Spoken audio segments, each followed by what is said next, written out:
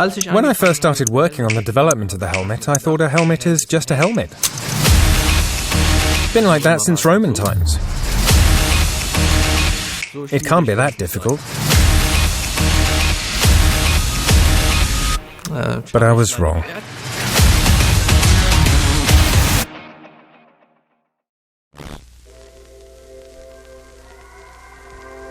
The aim of the new HPS SafeGuard is to fill a gap in the product portfolio by bringing to market, worldwide, a helmet designed for the traditional firefighter customer, wherever they are in the world. And it was particularly important for us that the helmet should succeed in providing an especially high level of wearing comfort. In addition to this, we wanted it to be the lightest helmet on the market, which is something we think we've achieved.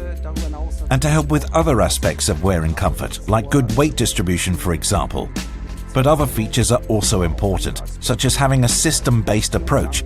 It needs to be able to work well with different respiratory protection products and concepts. Lighting systems should be integrated. Helmet communication systems need to be integrated to be sure everything works well together.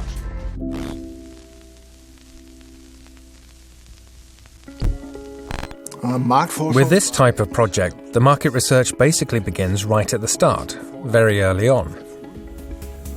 Before any engineer starts working on anything, actually. We sound out the customers to establish their needs. We get information about real issues, such as how users handle the helmets, and not just how you put one on, but also how you store them, clean and maintain them, and of course, how they are actually used in operation.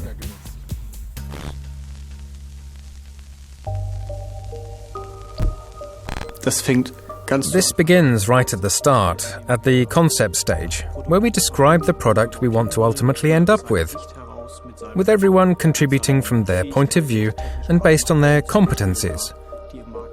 Discussing what's even technically possible, for example, or what's already on the market. Then we work through the design together to come up with a product specification that meets the demands of the market. And then we set about putting it into practice. This also involves patent research, technical feasibility studies, everything necessary to meet the technical requirements of the cross-functional team.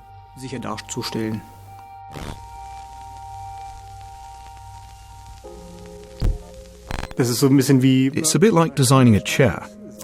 Just as it's difficult to create a completely new chair, it's just as hard to design an entirely new helmet. And this is made all the more so because of the other design considerations that we have thankfully become aware of in recent years, such as the fact that the helmet must not only be pretty, but must also take account of factors such as anthropology, ergonomics, comfort, and intuitive use, because these are things that really matter, and what we as designers really have to concern ourselves with.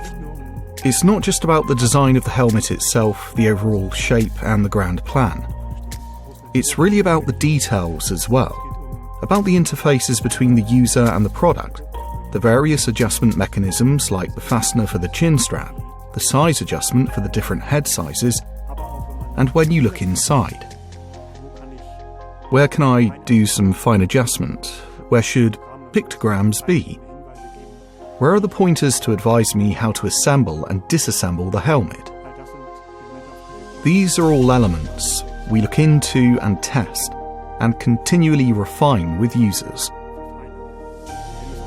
The helmet is also often the place where the fire service puts its emblem, and where the firefighter's name is displayed, and it is normally found in a prominent position on top of a locker. So I believe it's a key piece of equipment in terms of identification.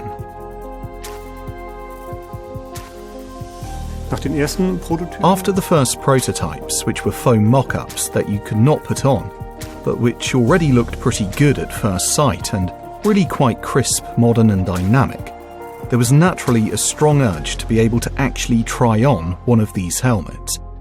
It was a really incredible aha moment and a great milestone in the project when we actually received the first real prototypes, which by then were painted instead of the first versions that we had left white, the ones that came out of the 3D printer, to which we had added interior fittings, which you could try on and look at yourself in the mirror with.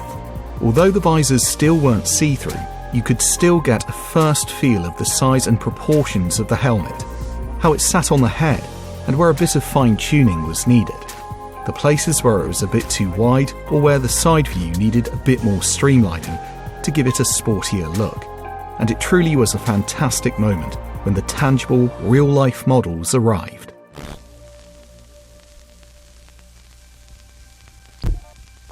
So, when we work with Dräger in the safety division, it's with the main objective of improving the products. Nowadays, we can even attach motion sensors and speed sensors to the products and to a person's body and use those sensors to take measurements everywhere. And using just these patterns of motion, we can generate models of human bodies and show the relationship between the product and the person. We also measure pressure distribution.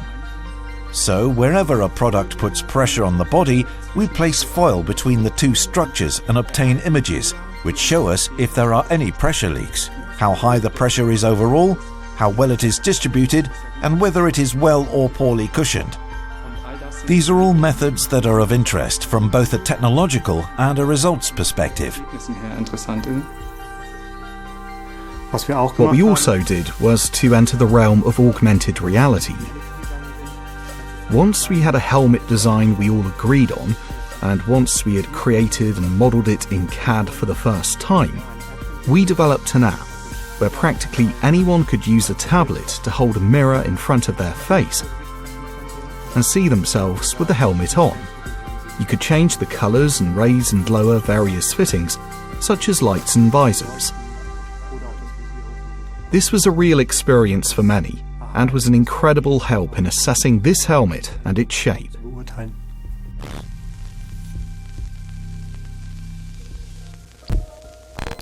By involving 16 fire services in the field trial, working with them, we've now had contact with more than 60 firefighters who have actually carried out these exercises, and this has provided a huge amount of feedback and is really something special.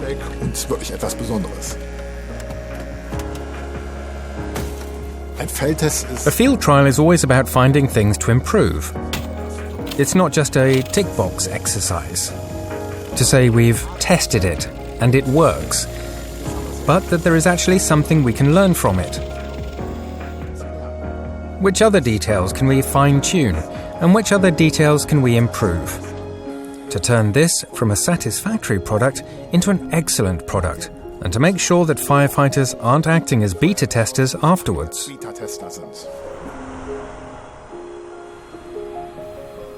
The buckle on the chin strap is a specific element where we actually had the mechanism finished, and then in the field trial we noticed that it isn't quite right.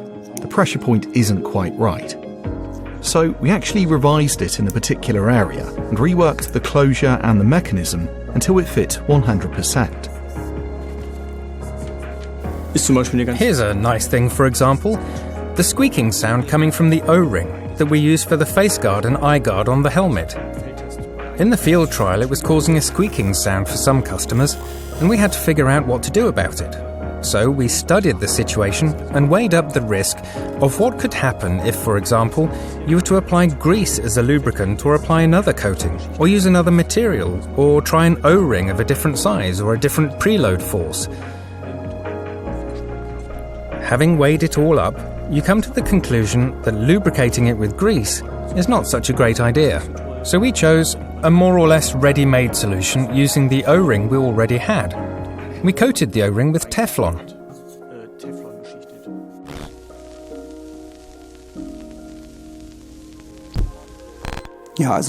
For the approval tests, we have to differentiate between the different areas of influence in the world.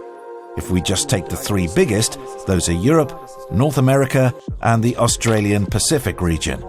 As told, we are talking about 120, 150 different tests.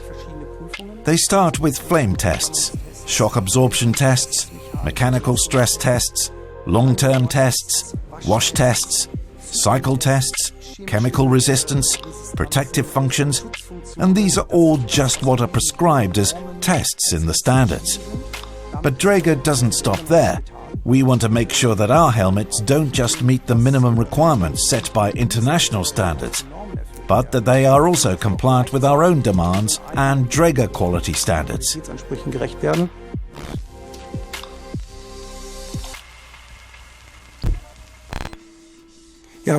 Whether doing sports or playing a musical instrument, the same rules apply. If I don't exercise, I won't progress, and I won't achieve the goals I have set myself. And of course, teamwork is also important when you're playing in an orchestra, listening to one another, making music together. Perhaps there's someone taking the lead and directing everyone, taking everyone down the right path, the intended route. And this is all identical and transferable to the world of work and what we want to achieve at work.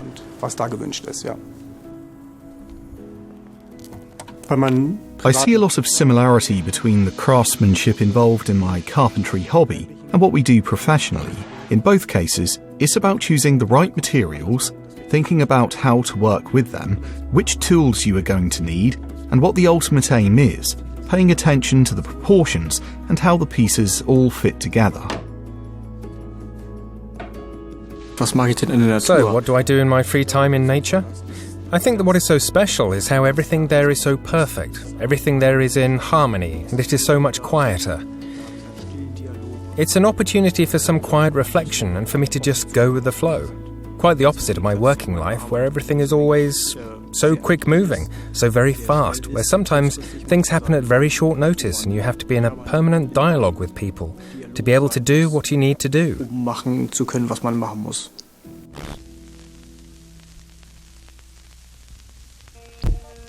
So yes, the final activities leading up to the launch make for a very interesting experience because they also show how we can commercialize the product later on.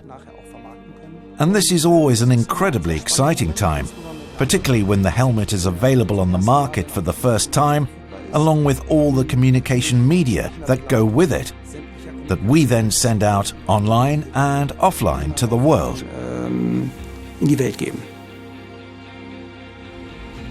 The ideal helmet is one that protects me against all hazards without bothering me or getting in my way, and even helps me with features such as integrated communication and light.